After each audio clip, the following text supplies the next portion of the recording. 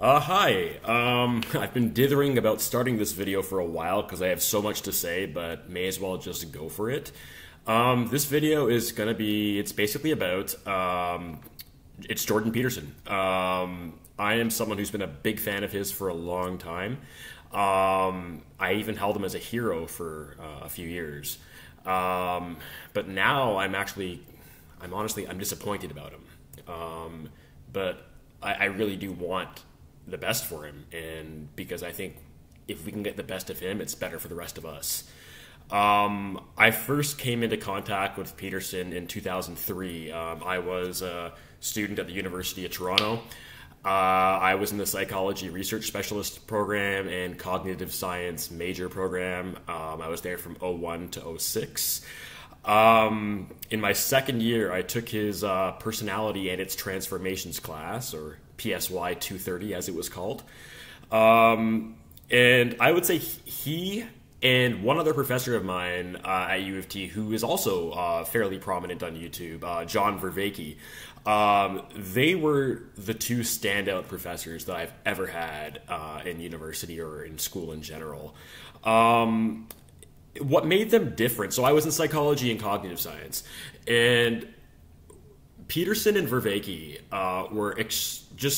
they were so different from every other professor you've ever had before, that I'd ever had before. In most psychology classes, it's like you'd just be going through a textbook. Chapter 1 is on maybe working memory. Chapter 2 is maybe on how does working memory go to long-term memory. Things like that. And you'd kind of just go through the chapters, and it'd be like, here's a study that found this. Here's a study that found that. Here's another study, and blah, blah, blah. Next chapter. Peterson and Vervaeke, totally different. They didn't just go over studies. They constantly link each study to questions about, wisdom for your life, or understanding how the world actually works, or relating things to like the biggest philosophical questions anyone ever asks, like what is true? How does consciousness correspond to objective reality? Like that kind of big stuff. What is moral?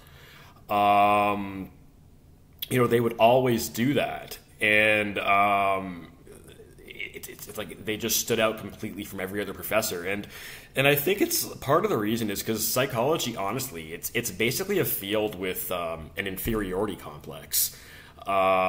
It's like there's so much insecurity in academic psychology about wanting to be viewed as being just as scientific as biology or chemistry, that it's like psychologists, like maybe they're nervous to talk about things like archetypes and wisdom and anything that touches on the humanities, because they want to be as hard in their science as they can be.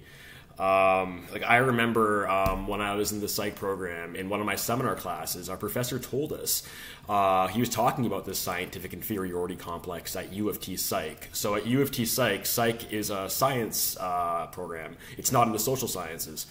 And when the department was trying to choose what their compulsory classes from high school would be to be a major or higher in psychology, they elected to choose to make high school calculus mandatory. And the reason why? Well, it's because all the other sciences require calculus, and we want to be a science, so let's do that.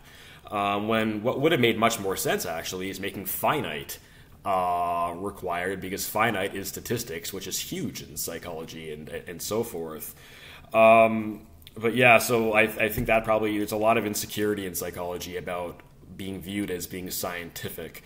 And for that reason, I would say, like, if you've been inspired by Peterson or Vervaeke, and to the point where you want to start studying psychology, like, don't expect your psychology education to be even remotely similar to what they provide. You're not going to find it. It's not there, largely. And actually, what I'll do is I'll link in this video. I created a video a few years ago on a different channel of mine, and I called it "Friends Don't Let Friends Study Psychology." And so I go into much more detail about why it's not worth studying, in my opinion, for most people. But anyhow, so Peterson was, I was a student of his in '03. He was absolutely brilliant. Like, he was truly captivating. Like, the amount of respect the students had for him was just off the charts. Like, there was this one funny story that I sometimes tell, and I think part of the reason why it played out the way it did, although it probably would have worked out this way anyway, but the amount of respect people had for him.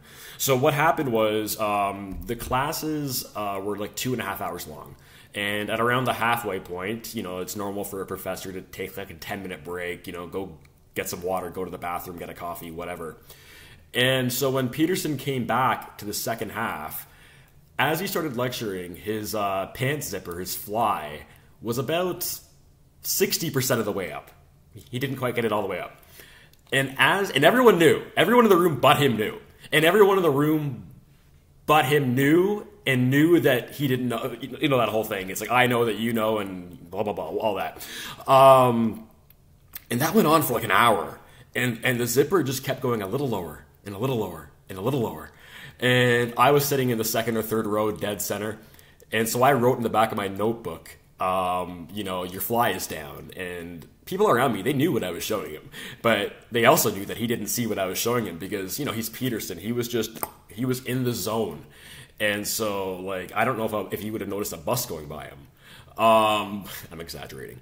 But that happened. And at the end of the class, like, what was typical was, you'd have like 10 people go to ask him questions. And so I went up to him during that period and I handed him the piece of paper. And everyone knew what I was handing him. So it was funny. And he handled it really well. But yeah, like, I think part of the reason no one voiced it was because they're just like, this guy's a rock star. Although they probably wouldn't have even if he wasn't. I remember when I was working as a graduate student, as an undergrad with a graduate student. His name was Lenny Vartanian, and he was like a fourth or fifth year PhD student at U of T, so he'd been there for a while. And he once told me that Peterson was the most brilliant member in the psych faculty. And this is back in like 2004 or 5. And the U of T psych faculty is huge, and it's a really, really like high tier psych department. So like that's no small compliment.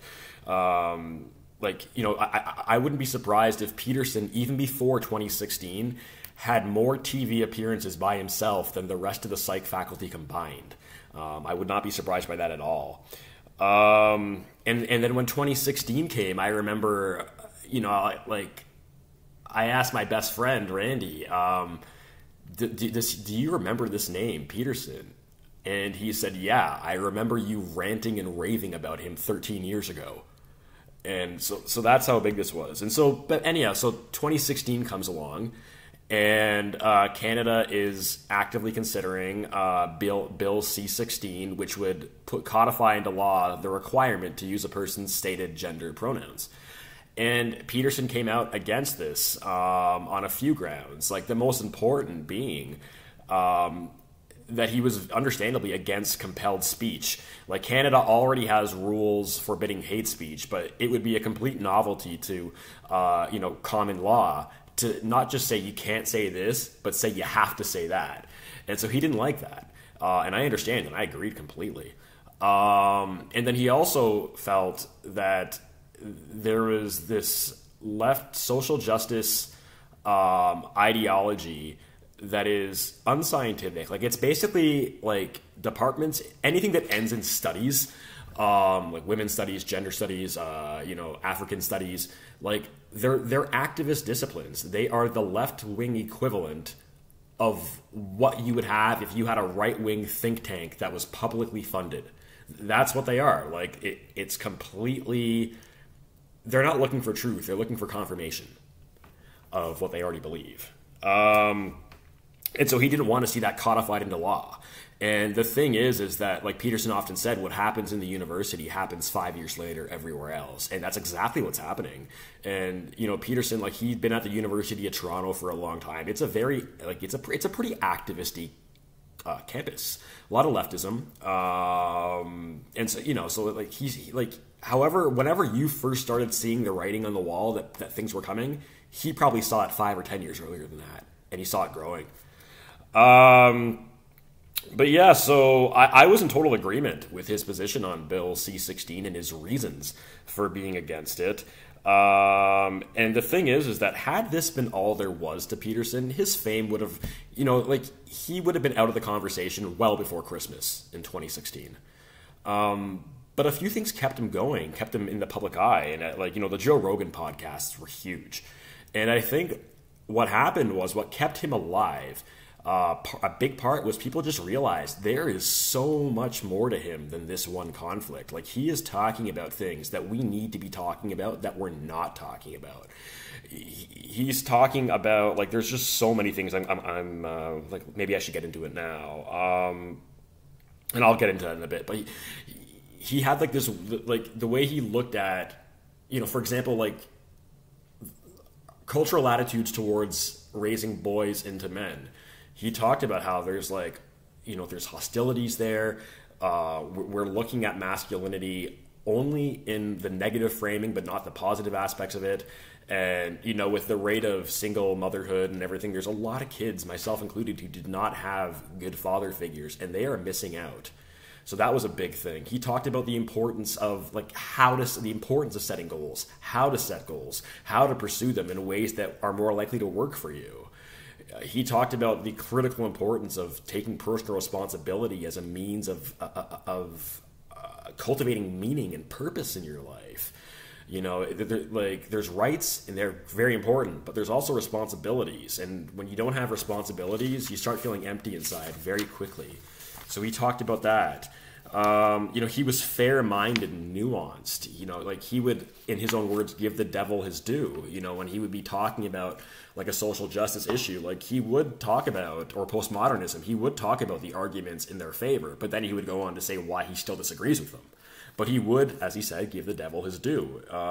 He was incredibly good at keeping his composure, no matter how badly behaved the other person was, which just made him look golden in the end. Like he would, like with the Kathy Newman one, like he was the undisputed adult in the room at every turn. And no matter how silly and disingenuous she was, he never lost his cool. And it was amazing. And he just came out looking like roses for it. He had just so much wisdom to offer the world. What else was there? I'm just looking through my notes here real quick. He taught us about the Matthew. So he talks about like the culture as a whole, politics, morals, values, and he talks about like the personal stuff. And one thing that applied to both was the Matthew principle. Basically, to he who has everything, all will be given. To he who has nothing, all will be taken away. It's talking about upward spirals and downward spirals, right? So it's like, it's kind of like an actor like a Russell Brand. He has so many opportunities that he can't even he can't handle 1/10 of them, right? So he has so many acting offers for him that he could probably he could employ probably 20 other actors on the things he says no to. And then meanwhile, you have struggling artists who, they can't buy an audition, let alone a part, right? So and the more lower you go down, the easier it is to go even further. So we talked about that. He talked about like how the thing we need most is often the place we least want to look, which is huge. Because often it's like our weaknesses are our greatest sources of suffering and the thing we're most afraid to address. He showed how being nice is not as much of a virtue as we think, and that to an extent it's really only virtuous to the extent that you have the option not to be nice. And if you are a virtuous person, you better have the capacity of doing damage, because if you're just a sitting duck, your virtuousness is going to be relatively impotent. Like you need to be able to back up your words. To be virtuous sometimes means standing up to the bad guy, and you can't stand up to the bad guy if you have no spine. You talked about that. Going into more into the political, he talked about and this is huge, he talked about the critical and necessary roles of both the left and the right. He talked about, for example, the right is needed because we need competence-based hierarchies are great for all of us on the whole. For one thing, it's like they're probably the only kind of hierarchy that you could say is even, you could even argue is legitimate. Competence-based hierarchies. And to the extent that we have people that are high producers maximizing their ability to produce, we all benefit from that. So that's really good. And then another thing too that the right is big on is holding to and respecting traditions. And this is really good too, because it's like if something has worked for 500 years pretty well, it's, you know, like I think in genetics, in evolution, and in ideas, most mutations are either harmful or neutral. Only a few are beneficial. And so we have to maintain open-mindedness. You know, what worked yesterday may not work as well today. The world could have changed. Or maybe there actually is a better idea. So we got to be open to that. But at the same time, like, it's, you know, the idea might not be anywhere close to as implementable as you think. And there might be all these unintended consequences and so forth. And so, you know, we need to be open to change, but we also need to be humble and, in a way, kind of fear God about this. And so we need the right to, like, kind of say, let's not move too fast. We've got a pretty good thing going here for the most part. And competence-based hierarchies are good. But with the left, they have valid, hugely important roles too. For one, every hierarchy is subject to corruption. And the left and right should share responsibility on this. Like, no one on the left or right, they don't want their systems corrupted. They don't want, you know, crony capitalism. They don't want people buying off their politicians. They don't want people hiring their cousin over you, even though you're way more qualified. You know, so both sides have an interest in that. And then even if a hierarchy is super valid and completely uncorrupted, it's still going to leave some people behind. And those people need a voice. And that's what the left is supposed to be. And it's actually why I have a special loathing for the Democrat Party, because I basically view them as being the functional equivalent of a union representative who's been bought out by the company to negotiate badly on purpose on behalf of the employees so that they continue to get bad deals. But the people at the bottom, they need a voice. That's the left. And also, we can't get ossified so deeply in our traditions that we stay closed-minded, right? Like, what we're doing today, it might not be the best implementable thing we could be doing. Or, as I said, like, you know, like, what was a highly effective way of doing things 100 years ago, like, might not be anymore because of technology, social changes, and so on. So we have to maintain openness to change, and that's the role, a valid role of the left. And so we need them both, and we need the interplay between them, where the left stops the right from being too stuck, and the right stops the left from being, you know, overzealous in making big sweeping changes. And so forth. So we need them both. And Peterson was great about talking about the critical importance of both. You know, going back to the personal stuff, he taught us to see, like, the wisdom and the archetypes in movies and books and TV shows. And he showed us the profound wisdom that can be found in religion, even as an atheist. Like, he played a big role in me going to church as an atheist. I used to be an atheist activist. I actually ended up becoming a Christian after about 7 months of going. But I probably wouldn't have gone if it wasn't for him showing me that, oh my God, there is unbelievable amounts of wisdom in these Christian practices and writings that I don't need to believe in God to see the wisdom of. So, and then the last thing I'll say is he taught us not to devalue the mundane, you know, the little things that we do every day, you know, because the mundane makes up most of your life. And so he often would say people, they don't see God because they don't look low enough. So the idea being is that most of our life is the mundane. It's taking a shower, it's mowing the lawn, it's driving to work, going to the grocery store, you know, talking to our significant other, our family members, our friends. And if we undermanage those things, you know, like, we're going to create a bit of a hell for ourselves, because the things we encounter most often are the very things we're not taking good enough care about. So those were some of the incredible, like, the value he provides. And I'll say that, like, I've become very disappointed in him, and I can't let it go. And it's like, I held him as a hero for probably about a good 2-3 years. And I've had one other hero kind of live to disappoint me, but it didn't affect me nearly as much as with Peterson. And it's because with Peterson, I expected more of him. I thought he was not the kind of person that would go down, engage in the kind of things that I'm concerned about, which I'm going to talk about in a minute.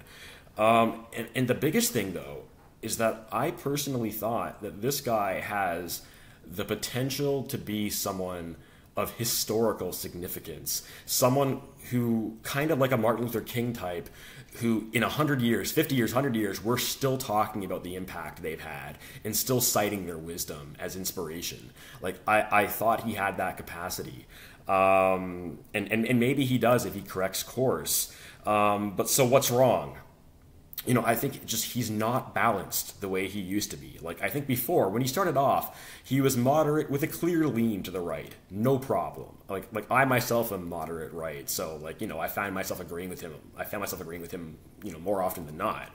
He was nuanced. He would talk about things from both sides, give the devil his due, all that kind of stuff. He would maintain civility. He'd be the adult in the room, regardless of what the other person he was talking to was engaging in, and he just exuded what I thought. He expressed classical liberal values, which I hold to, but I don't think he's that way anymore very much. He is not. I've decreased how much I watch him by a staggering degree. And so maybe there's lots of examples of this that I just haven't seen, but he just doesn't seem to be giving the devil his due nearly as much. He seems incredibly hostile to the left, and I get that to a large degree. He was smeared relentlessly by people on the left for years, often dishonestly, and meanwhile he was simultaneously being love-bombed by the right. And so, having him slide right, it makes sense. But the thing is, it's you look now and it's his video recently, a few months ago, where he was talking about gay pride, and he's isn't pride something we used to view as being a sin? And it's just oh my God, he clearly knows that there's more than one interpretation of the word pride. There's pride as in sin, as in being overly focused and obsessed with yourself, of thinking more highly of yourself and your opinions that is warranted, things like arrogance, things like that. But then there's also pride in the sense of not being ashamed of who you are, and that's obviously what the gay pride refers to. And he pretended not to understand that, and there's no way he didn't understand it. So it's like he was looking for ways to agree with the right, to say things the right's going to want to hear, and to dig into the left. With the whole Elian and Elliot Page thing, he completely flouted his classical liberal values. Classical liberal values, basically individual rights and freedom. You're allowed to say and do things so long as you don't infringe upon the rights of others, and you can do them whether or not they think you're being stupid or offensive or not. Elliot Page, I'll be respectful. As a female, Ellen, adult, cognitively competent, chose to go to a doctor and ask that doctor to perform a set of surgeries on her. And this doctor was in agreement. This is a consensual relationship between two cognitively competent adults, right? This is the exact kind of thing that classical liberal values protects. But Peterson was calling him a criminal doctor for providing a service to a person who was cognitively able and competent to make their own choices. The thing that I thought was probably the most ludicrous from him was when he, in a Peterson Rogan interview, I think it was his most recent, he referred to climate as being everything in a way that was it seemed like he was trying to dismiss talking about the role of individual factors in climate and what we could do about those. And so he's just climate is everything. You can't study climate without studying everything.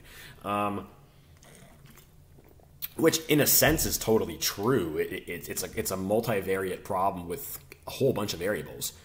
But it doesn't mean you can't study individual components.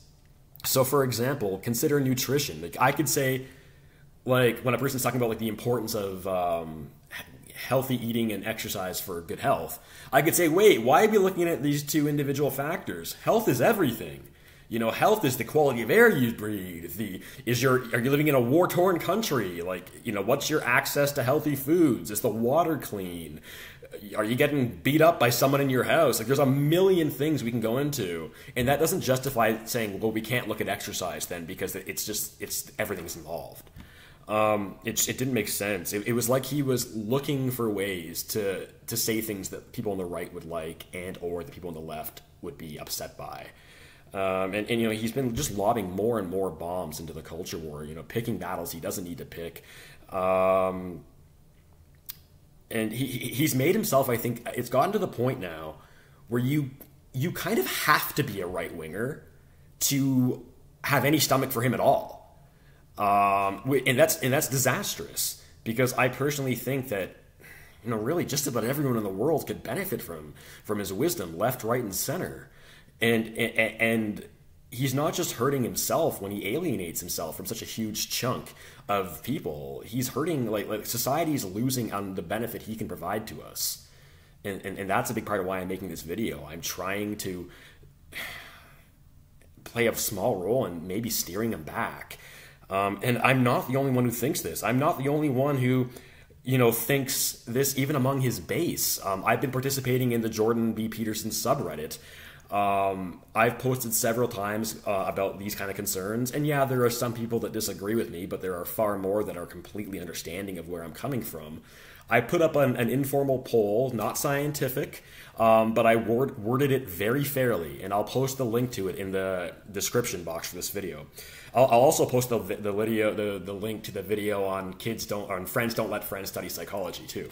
But in this survey, I asked people, you know, do you like Peterson more than you used to, as much as you used to, or less than you used to?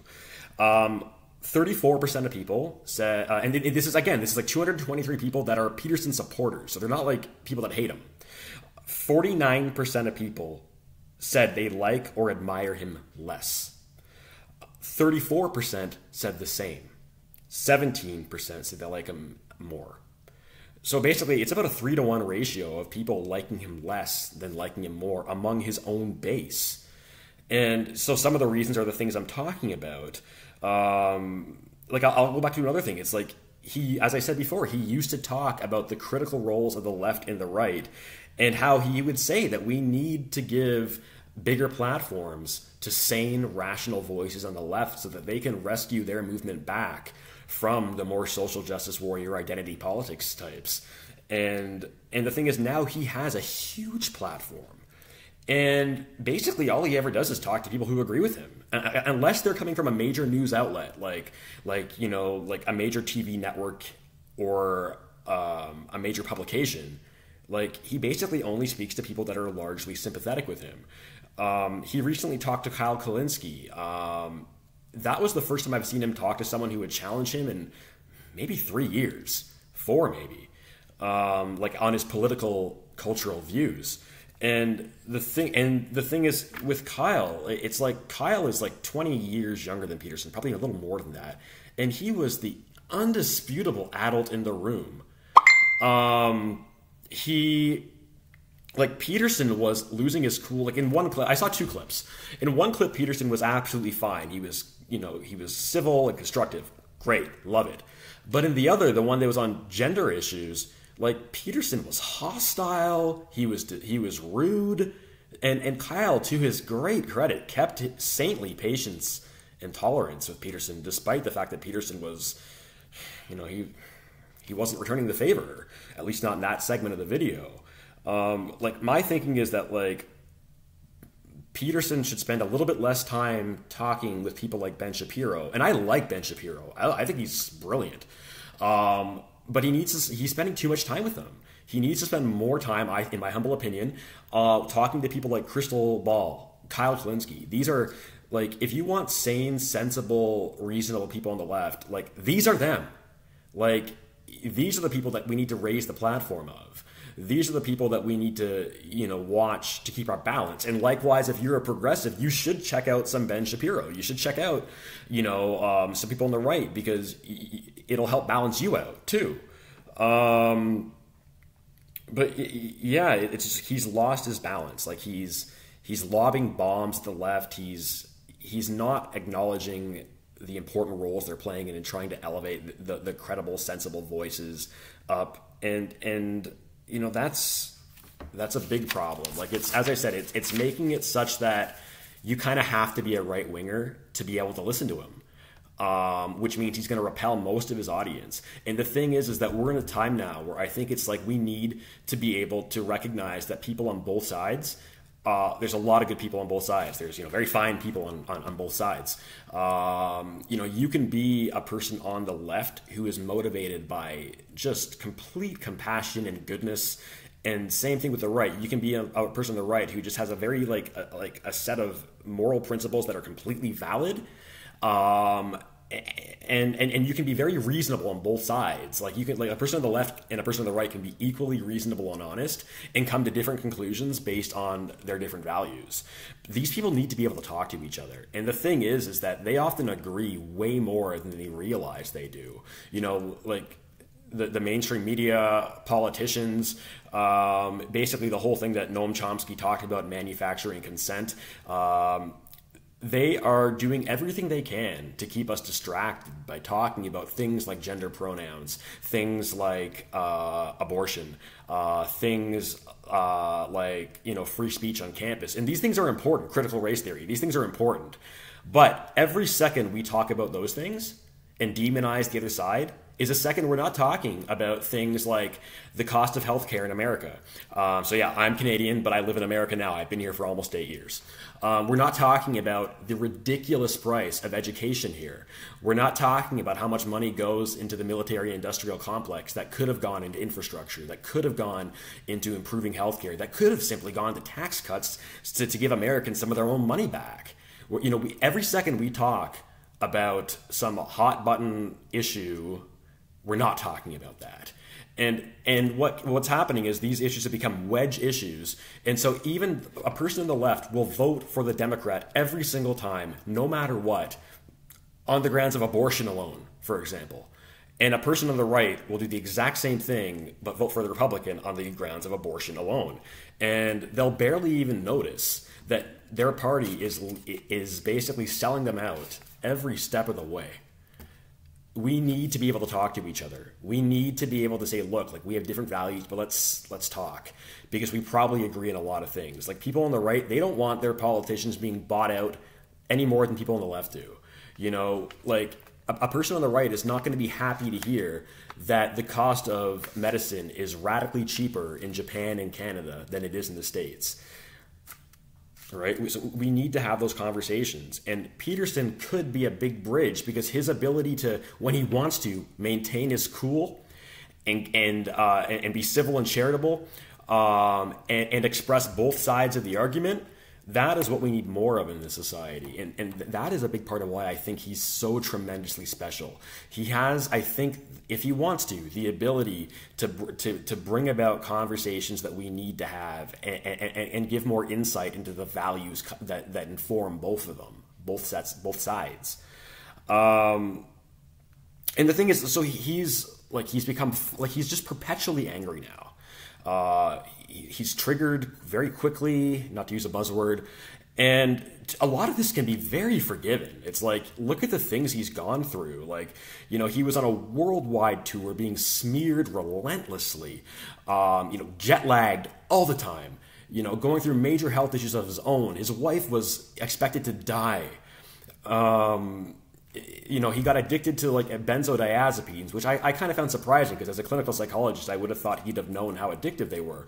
But whatever. Like he's gone through all that. It makes sense that his emotional composure is not what it was 4 years ago. But like in his own words, like clean up your own house before you start trying to fix the world around you. Like I think maybe he came back a little prematurely. You know, he maybe wasn't ready yet, and that's not me criticizing him. Like, I get his eagerness to come back. So yeah, like I understand he's disappointed me, but the reason he's disappointed me is because I think he could be a truly pivotal figure.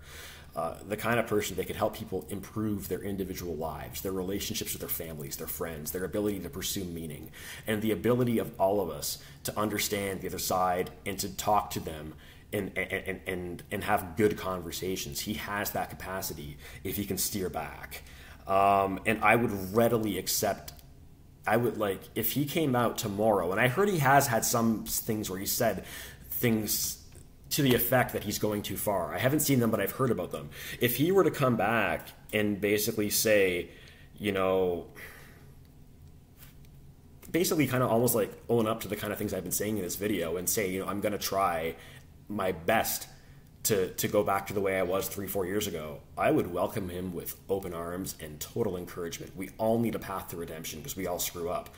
And yeah, I hope he does it, because he's been such a gift to the world, and to lose that gift would be just terrible.